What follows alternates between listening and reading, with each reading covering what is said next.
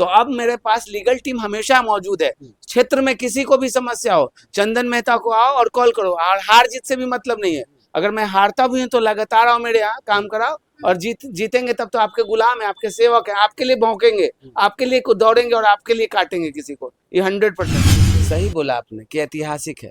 इसलिए ऐतिहासिक है कि जहां 3 मुख्यमंत्री होते हुए भी सोनपुर बहुत ही पूरे विधानसभा में, छपरा के विधानसभा में सबसे पिछड़ा हुआ सोनपुर हो चुका है। तो 100% ऐतिहासिक है। चुनाव जीतू या हारू इससे कोई मतलब मुझे नहीं। अगर मैं बिजनेस के थ्रू भी पैसे कमाऊंगा तो हर 3 महीना पे एक आंगनबाड़ी पे काम करूंगा, और अच्छे काम के लिए कोई गवर्नमेंट मना नहीं कर सकती है।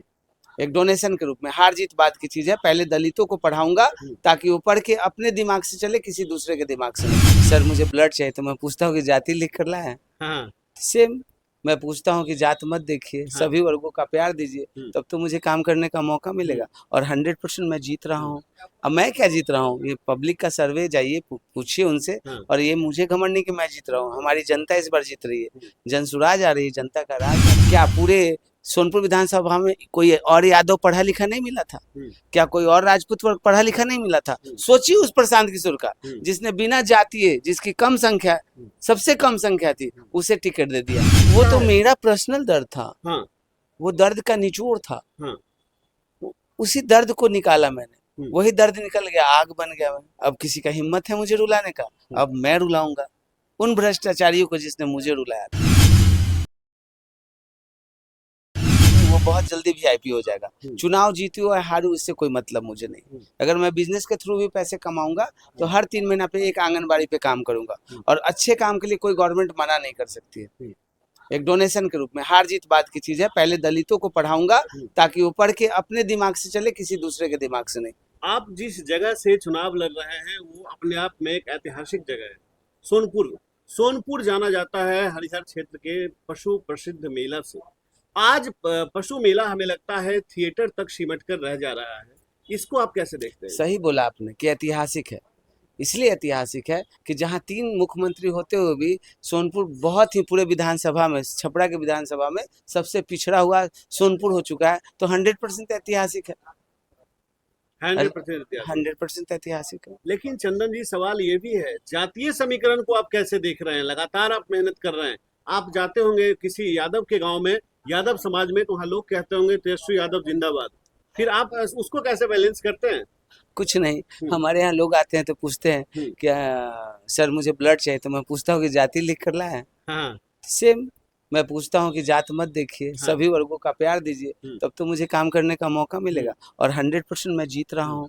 अब मैं क्या जीत रहा हूँ, ये पब्लिक का सर्वे, जाइए पूछिए उनसे। और ये मुझे घमंड नहीं कि मैं जीत रहा हूँ, हमारी जनता इस बार जीत रही है। जनसुराज आ रही है, जनता का राज आ रही है। लेकिन देखिए, आपके सामने जो टकराव है इंडिया और एनडीए दोनों तरफ से, जो प्रत्याशी हैं वो कहीं ना कहीं विधायक हैं और एक पूर्व विधायक है।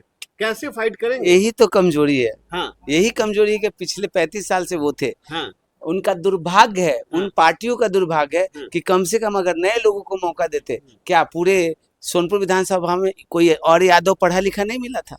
क्या कोई और राजपूत वर्ग पढ़ा लिखा नहीं मिला था? सोचिए उस प्रशांत किशोर का, जिसने बिना जातीय, जिसकी कम संख्या, सबसे कम संख्या थी, उसे टिकट दे दिया। आखिर उन पे अपना पे घमंड है। किस पे? सभी जातियों पे घमंड है। वो जानते हैं कि ना हिंदू चलेगा, ना मुस्लिम चलेगा, ना पिछड़ा चलेगा, ना अति पिछड़ा चलेगा, ना दलित चलेगा, ना महादलित चलेगा। बहुत नाटक किएगा। हिंदुस्तान पाकिस्तान, ये कब तक? कब तक? आप ये बताइए, कोई भी इंसान, आप आज एक माइक पकड़े हैं तो आप चाहेंगे कि आज तक न्यूज चैनल में जाए, कि चाहेंगे कि माइक भी हट जाए? दोनों में से एक बात बताइए। मैं तो आज तक कुछ छोड़कर आया हूँ। दुर्भाग्य है आपका, आपका दुर्भाग्य था। इसलिए दुर्भाग्य कि रही बात आज तक की, जब बात करते हैं तो आपसे टीआरपी भी अधिक है उसका। है, नो डाउट, बड़ी कॉर्पोरेट कंपनी। फिर कैसे बोल रहे हैं आप छोड़ के आए? छोड़ के तो आ नहीं सकते हैं। अगर आए हैं तो उसका अगर आइडेंटिटी है आपके पास, आप दिखाइए। मैं दिखा दूंगा, वो है मेरे। मैं देखूंगा। दूसरे इंटरव्यू में आप ये काटेंगे नहीं आप। हाँ, बिल्कुल। चलिए, सवाल ये भी है कि यहाँ पे युवाओं को लेकर अब क्या सोच रहे हैं? एक वीडियो आपका वायरल हो रहा था, मैंने देखा सोशल मीडिया पे। आप बहुत ज्यादा दर्द दिख रही है उस वीडियो में आपकी। लोगों की दर्द को लेकर आपकी आंखों में आंसू आ रहे हैं। आप अलग अलग भावनाओं में उस वीडियो में दिखाते नजर आ रहे हैं। वो तो मेरा पर्सनल दर्द था। वो दर्द का निचोड़ था। उसी दर्द को निकाला मैंने, वही दर्द निकल गया, आग बन गया मैं। अब किसी का हिम्मत है मुझे रुलाने का? अब मैं रुलाऊंगा उन भ्रष्टाचारियों को जिसने मुझे रुलाया था। वो मेरी आंसू थी, थोड़ी सी मैंने अभद्र भाषाओं का प्रयोग कर लिया था, उनसे मैं माफी मांगता हूँ, खासकर प्रशासन से। लेकिन आज वही प्रशासन के वरीय अधिकारी की वजह से मैं सेफ हूँ, क्योंकि वरीय अधिकारी ही जिन भ्रष्ट में लीन थे और मुझे फंसाने की कोशिश किए थे, उनका तो सजा वो देंगे ही आज न कल, लेकिन बचाने का हाथ उन्हीं का है। तो इसलिए सब समाज गंदे नहीं है, ये साबित करता है। आज अगर हमारे हाथ में हथकड़ी नहीं है तो ये साबित करता है कि अच्छाई आज भी जीवित है, और अच्छा अगर आप हैं तो दुनिया का कोई चीज परेशान कर सकता है, पराजित नहीं कर सकता। जनता का मानना है कि जब टिकट मिलता है तो सारे प्रत्याशी को याद आता है, चुनाव को लेकर आते हैं हमारे पास वोट मांगने। गुड सवाल। उसके बाद जब जीत जाते हैं, विधायक बन जाते हैं, तो उसके बाद वाह, कोई वाह। फिर नहीं उठाता। एकदम गुड। आप एक बात बताइए, आपके पास प्रूफ दे रहा हूँ, आप 5 साल में मेरे यहाँ कितने बार इंटरव्यू लेने आए हैं? आप दूसरे प्रत्याशी का कितने बार, आप कितने बार इंटरव्यू लिए थे? आप पूरे 5 साल में 2 बार। कब से इंटरव्यू आपने लेना शुरू किया है? 10 दिन पहले से, 20 दिन पहले से, 1 महीना पहले से। आप 5 साल कहाँ गायब थे? आप किसी प्रत्याशी के यहाँ तो नजर नहीं आए थे। 100% दिख रहा है कि हम तो भ्रष्ट हैं, साथ में आप तो अपनी भी लिप्तता दिखा रहे हैं। आप पहले कहाँ थे? नियम है, जनता को भी आज दिख रहा है कि चंदा कहाँ लेना है, छठ पूजा घाट पे यहाँ चंदा देना है। आज आप आ रहे हैं, आज मेरा रूम हॉल भर गया, क्यों भरा? आप आज क्यों खोज रहे हैं? आज 10 कंप्लेन है, हमने सॉल्व किया है। अभी एक हॉस्पिटल का कंप्लेन है जहाँ 2 लाख का बिल है, पेशेंट नहीं छोड़ा जा रहा है, एक पेशेंट। दूसरा अभी सॉल्यूशन है कि साली जेल चली गई है, एक महिला जेल चली गई, अभी उसका सॉल्यूशन निकालूंगा। अभी 2 आदमी को जेल से मैं, अब ये रीजन तो अभी पूछूंगा ना, अभी पूछूंगा क्यों जेल गई है, उसका सॉल्यूशन निकालना है मुझे।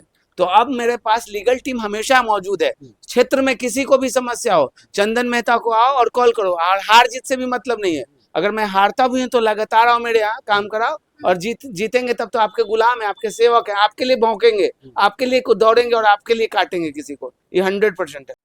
आप जैसे, मैं एक डॉक्टर हूँ, जांच देखकर ब्लड नहीं देता हूँ, जांच देखकर इलाज नहीं कराता हूँ। एक बार आप उसी तरह आप भरोसा करके इस डॉक्टर पे एक भरोसा करें, ये भरोसा सोनपुर कहीं बदलाव नहीं होगा। आने वाले समय में एक राजनीति में एक अहम कदम आप लोगों का होगा, और जब बदलाव देखेंगे उसी दिन ये जातीयता टूट जाएगी। क्योंकि एक अच्छे हॉस्पिटल का निर्माण, एक अच्छे स्कूल का निर्माण, एक अच्छे आंगनबाड़ी का निर्माण, एक अच्छे सड़क का निर्माण, अगर विकास होने लगेगा तो जाहिर है कि आप जात भूल जाएंगे। कल से कहेंगे अरे चंदन में ठीक बाटे, जात मत देख, काम कराओ थू भाई, एकड़े दे वोट। तो कल से हमें भीड़ लगाने की जरूरत नहीं पड़ेगी, रैली ले जाने की जरूरत नहीं पड़ेगी, नाजायज खर्च करने की जरूरत नहीं पड़ेगी।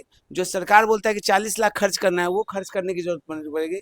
एक 40 लाख में कम से कम 40 आंगनबाड़ी केंद्रों को 1-1 लाख का फर्नीचर लगा देंगे तो हम बच्चे दरी पे नहीं बैठेंगे, ये हो जाएगा। जबकि 33 ही पंचायत है, 7 पंचायत का ज्यादा ही फर्नीचर हो जाएगा। आप अपने आप से मुझे प्यार करेंगे और उसी दिन जाति भूल जाएंगे। एक नया समीकरण, एक नया इतिहास रचा जाएगा कि अब जात और भात की लड़ाई नहीं, अब विकास की लड़ाई होगी, और ये आने वाला वक्त बहुत जल्द बताएगा।